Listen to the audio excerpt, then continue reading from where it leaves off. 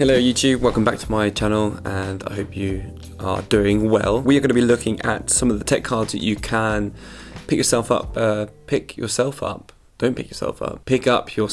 before crossovers come out, and maybe some of these cards might ramp up in value and you need to get them now before they do that.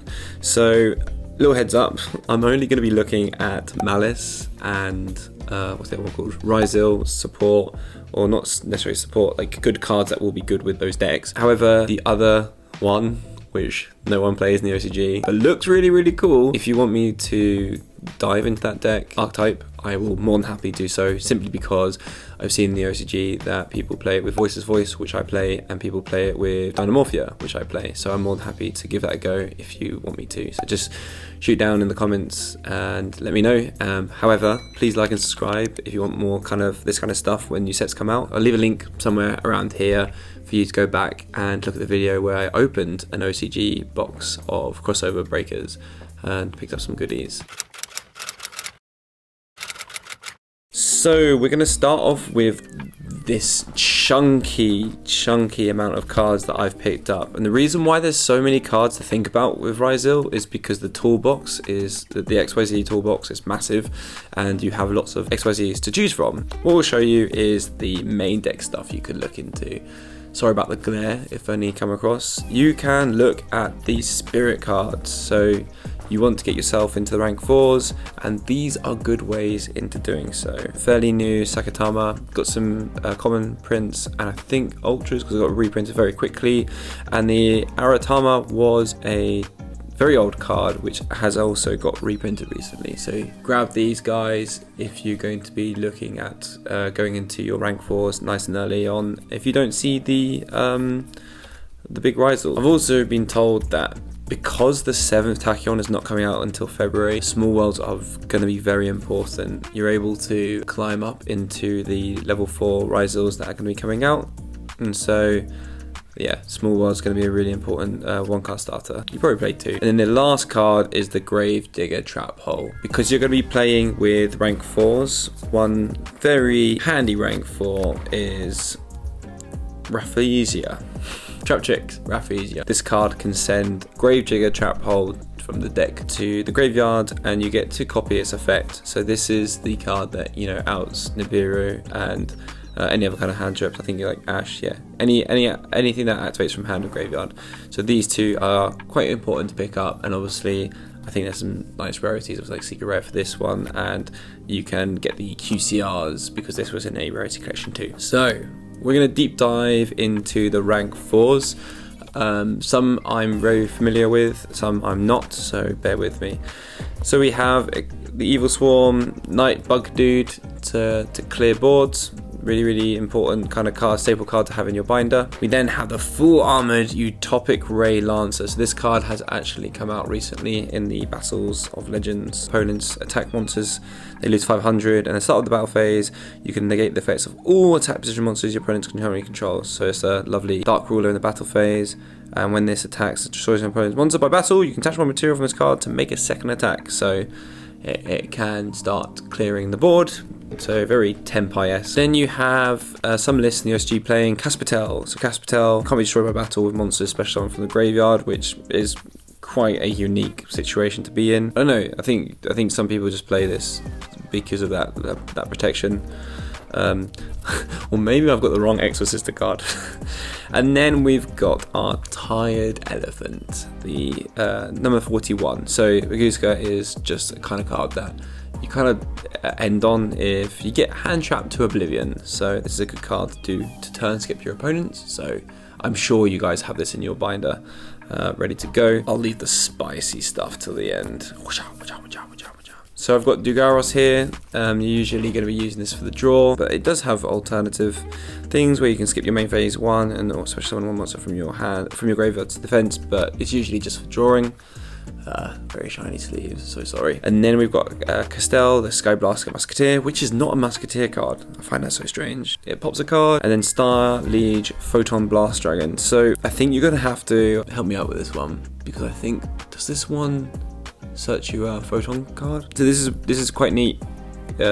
because this helps you protect your cards from being targeted. Then we have Time Thief Redoer, quite generic, rank 4 that we saw in Tier Elements, especially when it's stealing stuff from your opponent's top of the deck, and then it gives you like different effects depending on what you've got as material underneath it. And then we've got this number 70, so we haven't seen this being played recently, if not at all. This is one of the cards that might actually start spiking in price because of the limited prints of it. But this guy, when you target one monster your opponent controls, you can banish it until your opponent's next standby phase. At the end of the damage step, if this card attacks, you can make this card gain 300 attack, and if you do, increase its rank by 3. It removes a card and gains attack. A lot of people are using it, and I'm not too sure why, so definitely give that a little gander.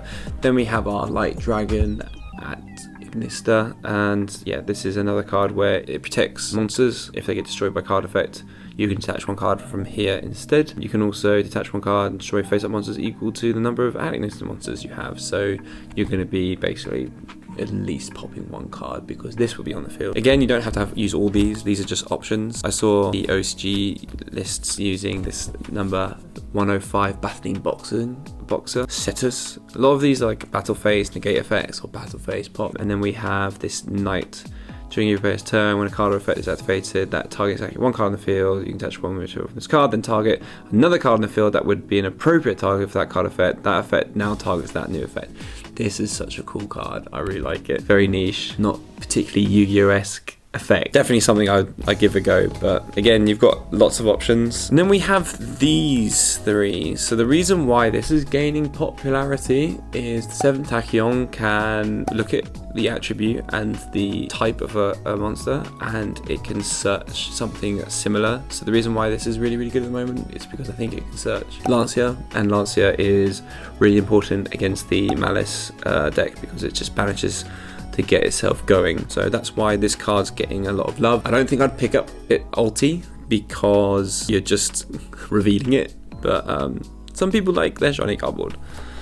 Me. And then we have the 104. We have the 102. So this is like the ulti guy. This is the cheaper version in the OCG for Masquerade, because this is actually quite expensive in Japan, so people are finding this as the alternative, and this is for the Tenpai matchup because Tenpai is still like really meta relevant. Attach one card from this, then target one face-up monster your opponent controls, half its attack, also negate its effects. If this card on the field would be destroyed, you can detach all of its materials instead. If you do any battle damage you take this turn is halved, so that's where that comes into play. Again, it's not the best anti-Tenpai card, but it's also it could win you games, especially if the Tenpai player has like shifted you or they've activated Prosperity, so it's halved again, so it's pretty neat. And yeah, this is the anti-Tenpai card. So he says during either battle phase, when opponent monster effects activated, you can detach one material from this card, negate the activation. If you do, inflict 800 life points to your opponent, and once per turn you can send the top card of your opponent's deck to the graveyard. Such a random effect. But yeah, this is really good because it negates the activation, so this can negate Tundra. So that's why that's probably going to go up in value, so it's probably worth picking up. And then I have some rank 4s that I picked up in the crossover box that we're going to be more likely seeing in our reprint. So you've got Tornado Dragon. It's seeing a lot of play in the OCG because it pops a Scythe that you set, Artifact Scythe, which we don't have to worry about. And then we've got Abyss Dweller, which, yeah, it might turn into another Abyss Dweller format, but if it doesn't, you still have something that could crunch those kind of graveyard decks. And then you've got Ragnar Zero, which at the moment is very difficult to pick up. So if you find them cheap, pick them up. And I don't even know what it does. I wasn't playing the game when it came around, so go Google that. Right, the Malice cards. Before I show you Malice cards, I managed to get in my, yeah, this is pretty rubbish angle. I got the white binder secret. So you get 2 secrets in the box. Got this. It's really cool. Over the OCG, I'll just be so sneaky here because I got these 2.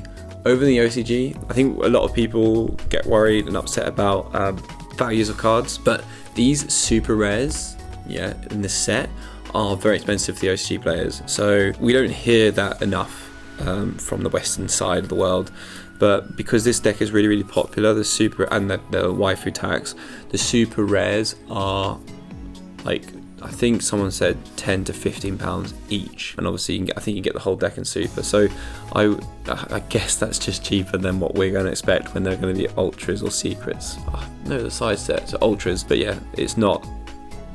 We see this super and we go, okay, cool, that's cheap, but no, they're still having to fork out a bit of money for these.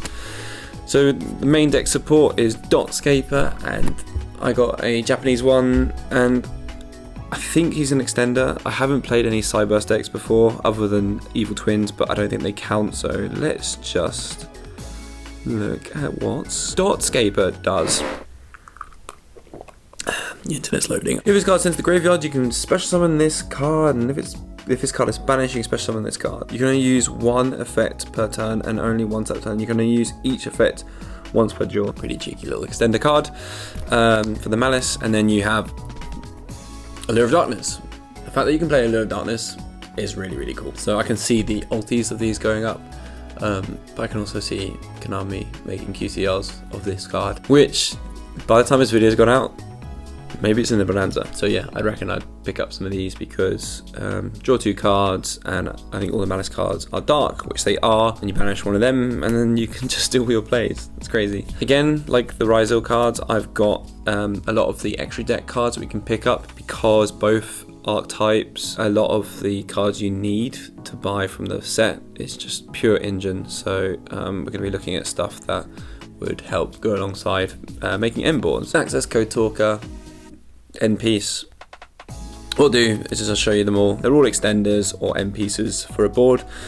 Transcode Talker, Protect Code Talker, Link Decode Talker, the Firewall Dragon Dark Fluid, which is like the end piece, and it's you send like the Cyberse to save Worm, I think, because this is a spell trap negate. And then you've got more extenders with the G-Golem Crystal, the Wicked, Splash Mage, and then a Firewall Dragon. So maybe even like the QCR Firewall Dragon might be worth picking up, but there are QCRs, ultis, and ghosts, I think. So yeah, you do have a real good luxury of picking up some nice colourful shiny Firewall Dragons. I think the one card I'm missing from here is and I think it's for both this deck and RYZEAL, is the XYZ Big Boy.